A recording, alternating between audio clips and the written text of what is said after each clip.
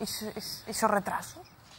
Posteriorment, quan està la sentència, sí que es condemna pagament de tots els mesos, els interessos, les costes, etc. Però el problema està que n'hi ha una desatenció de cara al propietari.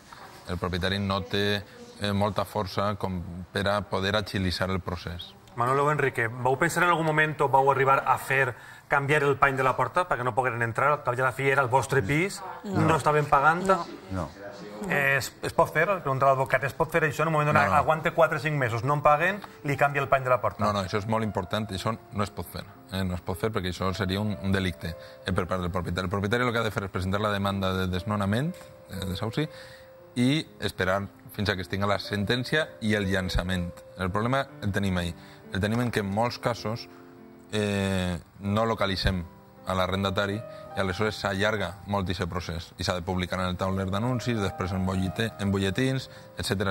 I això allarga molt. Enrique, ¿vau localizar los inquilins persona a persona o a través de una inmobiliaria? Lo conocimos de la calle.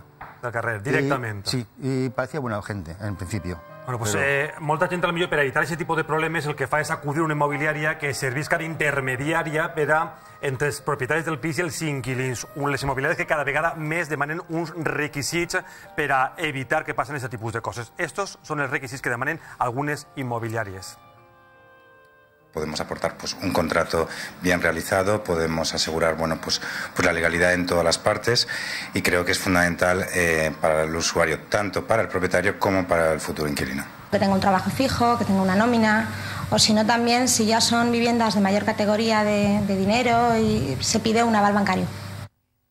En aquestes ocasions, clar, moltes vegades se fa el tracte de tu a tu per a evitar també que la immobiliària, en aquest cas, cobre les seues despeses, però això ens pot costar tan car com és el seu cas. Han comentat que arriben a un juí, que el jutge els dona la raó.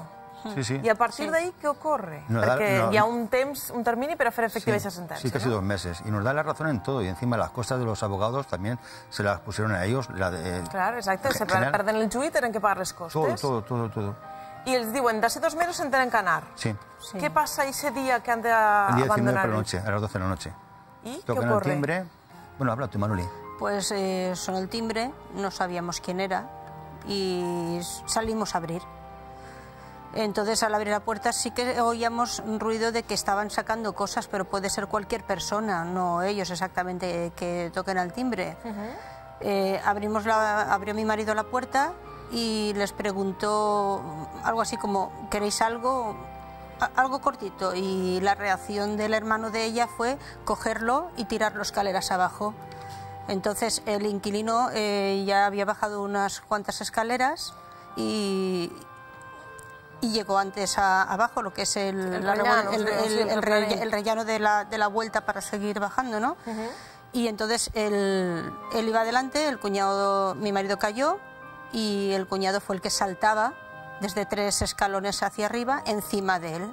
Volvía a subir los escalones y volvía a saltar encima de él. ¿Damunt de usted, Enrique? Sí.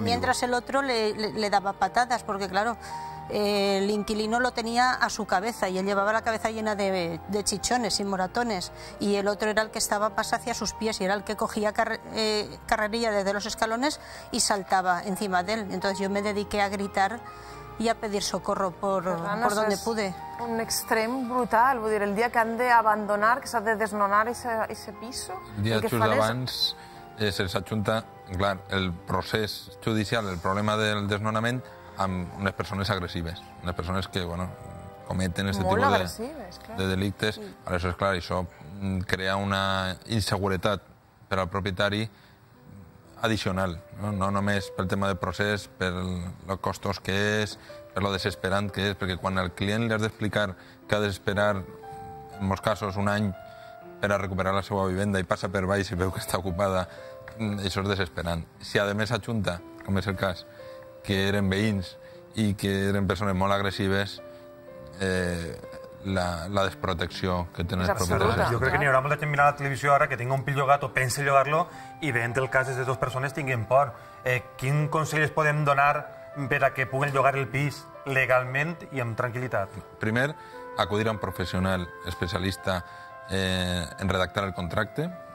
Després, exigir... Disculpa, Fran, redactar un contracte, que és una que en moltes ocasions ni tan sols existeix. Clar, en molts casos no existeix, però vull dir, són unes qüestions mínimes que s'han d'exigir. S'ha de fer un contracte, no anar a internet i baixar-se-lo i copiar i pegar. No, o sigui, s'ha de redactar un contracte especial per a cada cas, a través d'un professional. Després, exigir una sèrie de requisits. Un dels consells que nosaltres donem és un domicili alternatiu, perquè en molts d'aquests casos que l'arrendatari se n'ha anat o ha abandonat la vivenda, que també passa, no podem notificar-li, i això demora molt també. No se'l pot localitzar. No se'l pot localitzar. Aleshores, el jutjat intenta una altra vegada, i no n'hi ha ningú, per exemple, passa. I un aval bancari o un aval personal d'altre, a banda dels ingressos que puguen tindre per garantitzar que després es pugui cobrar. En el cas que estem veient, el problema... Garanties econòmiques, garanties domiciliàries que existeixen i tenen algun lloc on parar, i jurídiques. És un problema que sempre s'ha escoltat, la gent que no paga el lloguer del seu pis, els propietaris que estan un poquet desemparats, però ara en la crisi econòmica sembla ser que aquests problemes encara s'agudixen més. N'hi ha alguns experts manyats que treballen de canviar els panys de les portes que diuen que ara hi ha més casos que mai. A diferencia del año pasado, pues nos han llamado para muchos desahucios de alquileres. Que este año, por ejemplo, el año pasado no hacíamos más que de propietarios. Manol i Enric, en el seu cas, damunt d'aquesta agressió brutal, que suposa que han denunciat, i és un altre procés, que encara no haurà arribat, perquè la justícia porta el seu temps, de veritat, tenen unes pèrdues importants de diners. Quantes? De quants diners estem parlant? Entre todo, 2 millones de pesetas. Entre tot 2 milions de pessetes. 12.000 euros, más o menos. ¿Y? Pues nada, pues nada. Aguantarnos. Y arreglar la casa nosotros y... Arreglar la casa perquè amunt hi ha destrosses. Claro. La cocina totalmente nueva. El cuarto de baño no se aprecia bien en la televisión, pero el mueble está todo mojado adrede y está todo bufado y hay que cambiar todo lo que es el mueble. Parte del mobiliario de la casa y... Bueno, y bastantes cosas. Los gastos de abogados, que hemos tenido que pagar también, casi 2.000 euros. Claro, es que s'afegeix els diners que no cobren, els costes més els destrossos a la casa. Y tenemos seguro también contra inquilinos, sí, que no se ha cubierto, pero el seguro también está dándonos un poco, claro, ve tanto gasto y te da lo que te da. Que busca la lletra xicoteta també. Exactamente. La veritat és que el seu és un cas extrem, un altre cas també perillós és el llogar-li la vivenda a una persona malalta. Tots coneixem els casos de Diògenes, que són aquestes persones que acumulen coses en la casa i la destrossen. Un cas molt cridaner el van viure a Benidorm fa només unes setmanes. Un piso nuevo a estrenar, que lo estrenaste tú todo, los muebles, todo, colchones, todo, sábanas, todo lo estrenaste tú, porque yo estuve aquí solo un par de meses, y eso es una... Estás mal de la cabeza, eso es un síndrome, eso es para ir a un psicólogo. Era un cas extrem, un cas en el qual aquesta persona també havia acumulat molt de feina, havia destrossat amb una vivenda, com en el seu cas. Jo els deia, i ara què? Tenen confiança en que en algun moment donat i d'alguna manera a través de la justícia els empare econòmicament i amb seguretat, perquè tenen damunt port? Jo no.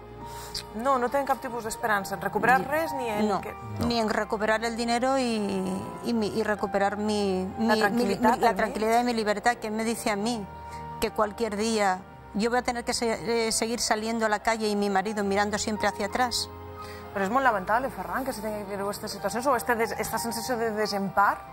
No hi ha cap manera que aquestes persones o qualsevol altra que hagi viscut una situació semblant puguen cobrar i els puguen deixar tranquils, reclamant llibertat, que ja és gordo. Ja, malauradament és lamentable. La qüestió està que això s'ha de fer prèviament.